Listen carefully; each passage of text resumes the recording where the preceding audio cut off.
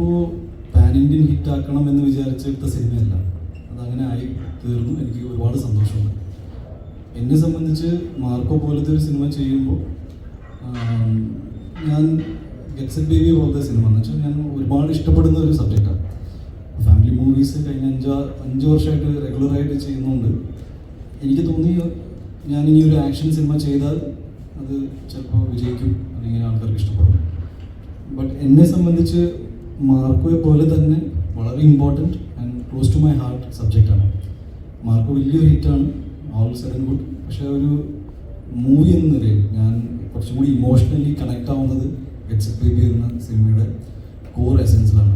That is Sajeev പറഞ്ഞു, ഞാനും പറഞ്ഞു, വിനയും പറഞ്ഞിട്ട് ഞാൻ കുറച്ച് ഫാമിലി ഇമോഷൻസ് മനസ്സിൽ കൊണ്ട് നടക്കുന്ന ഒരാളാണ്. എനിക്ക് കണക്ട് ആവുന്ന കഥകൾ ഇപ്പോൾ വൈബിൻ്റെ അടുത്ത് ഈ കഥ പറഞ്ഞപ്പോൾ